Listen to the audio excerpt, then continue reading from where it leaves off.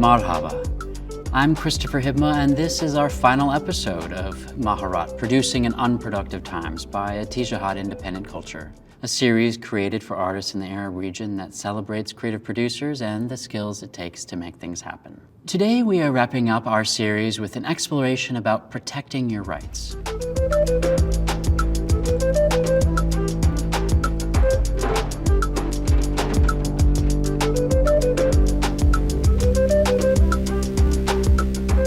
One final producing element to think about as you bring your new project to life is how to protect your rights and your work.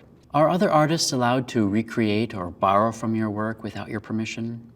How do you treat your collaborators fairly and ensure that there's an acknowledgement of the intellectual contributions that they are putting into a new project? What is intellectual property law, and how do you copyright your own work? Today we will start with a conversation on the equitable treatment of artists. We will then discuss copyright and intellectual property laws and why they're very important. And we will end by discussing how to develop a robust agreement with your collaborators. Historically, many institutions, funders, and even other artists have taken advantage of other artists' labor. This exploitation can be expressed in a variety of ways, including asking artists to work without compensation, to a lack of respect or dignity, to institutions claiming ownership of your work, which was made with their support. This is not in any way unique to the Arab region. Our previous guest, Mike van Graan, for example, founded the Stand Foundation to assert and advocate for the rights of performing artists in South Africa. As you heard in my river conversation with Mike, Stand's mission asserts that artists must be given the right to dictate the structure in which they'll work with other institutions, and that they must always have the power to maintain intellectual property over their artistic creation, and that they must always be offered a contract to dictate their relationship with other parties. Intellectual property and collaboration agreements are important for this reason. These are just some of the tools that you can use to protect your and your collaborators' rights. Now, these subjects may not feel comfortable or natural. Speaking of your artistic output as a, quote, product or property may not come naturally to you, or it may make you uncomfortable.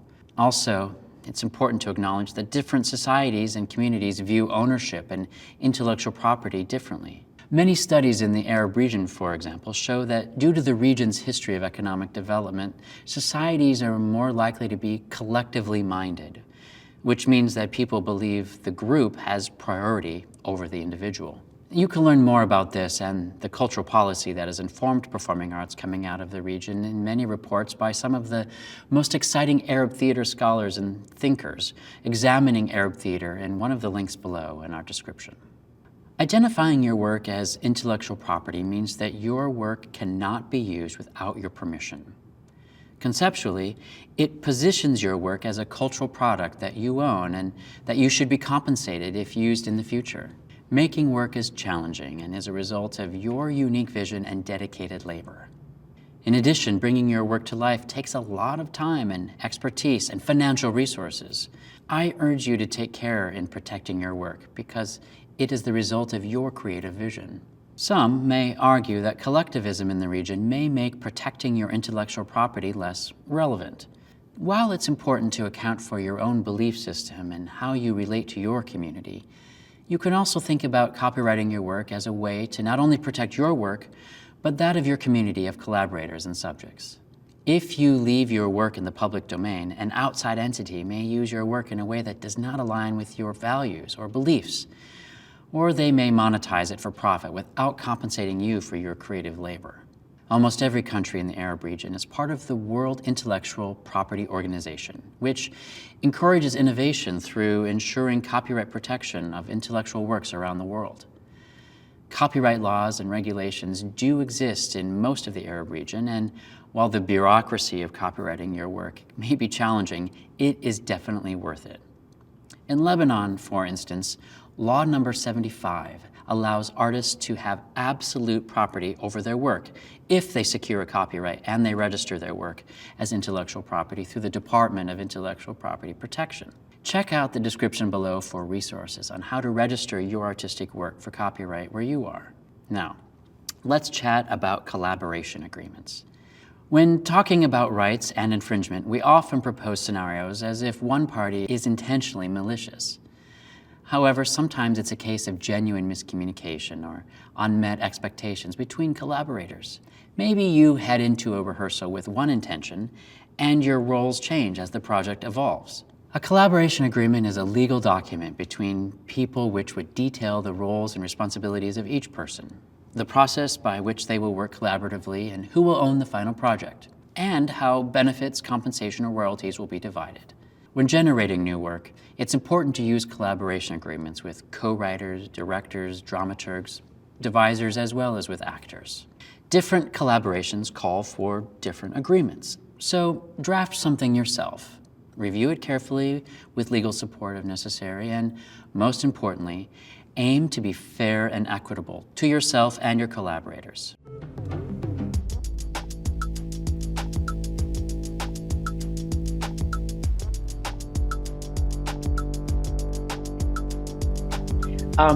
As you think about independent artists, what are some mistakes you see that they make when they are working that they should be aware of with regard to intellectual property, to how to collaborate with other people? What would you advise of them? في مشكلة كبيرة في الاحتياطات القانونية اللي بياخدها الفنانين في مصر، على الرغم من إن في مساحة حقيقية إن هم يقدروا يعتنوا أكتر بملكيتهم الفكرية. فحالياً أنا شغال مع مجموعة من الفنانين في الراب سين المصري، هو واحد من أهم أشكال الموسيقى مؤخراً اللي بدأ يظهر في مصر. كتير منهم بيتعاقد مع ساوند كلاود، سبوتيفاي، غيره عن طريق موزعين. فالموزع بياخد كل الحاجات، والحقيقة مش يعني أنا دلوقتي بصدد إن أنا ألغي مجموعة من العقود لمجموعة من الفنانين في الراب سين في مصر. إذا فأهم حاجة، وده اللي بحاول أعمله قريب جدا، هعمل ورشة مع شركة إنتاج سينمائي في مصر مهتمة بالتوعية القانونية للسينمائيين في مصر. فلو هنتكلم على الفن بشكل عام، أهم جزئية محتاج إن الفنان يكون واعي ليها، ما يعملش أي عمل إلا لما يتم تسجيله. إحنا عندنا جهات لتسجيل حقوق المؤلف، يسجل العمل وبعدها ما يبعتش العمل إلا لما يكون في non-disclosure agreement، وبعدها لازم يعمل العقد. دول 3 خطوات ما ينفعش أي فنان في مصر يعرض عمله على أي شركات إنتاج إلا لما يعملهم. للأسف ده مش بيحصل، وللأسف ده اللي بيعمل المشاكل. لو ال3 بقوا موجودين المشكلة اتحلت تماما، مش هيبقى في أي منازعات، وهيبقى في مساحة أكبر لعمل إبداع أكتر والانتهاء من العمل ده والشغل في عمل تاني. لكن شركات الإنتاج لما ده ما بيحصلش بيبقى في فرصة أكبر لاحتكار الفنان، وللأسف ده اللي بيحصل. مين اللي هيبقى في إيده إن هو يحتكر فنان ويقول لا مش هحتكر؟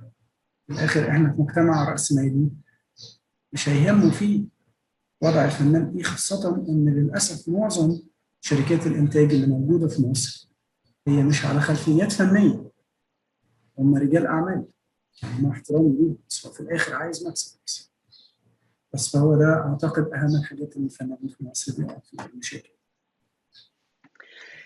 That really underscores, Mahmoud, what one of the messages of this series with Atijahad is hoping to express, which is to say to artists who are self-producing or are producing with partners or are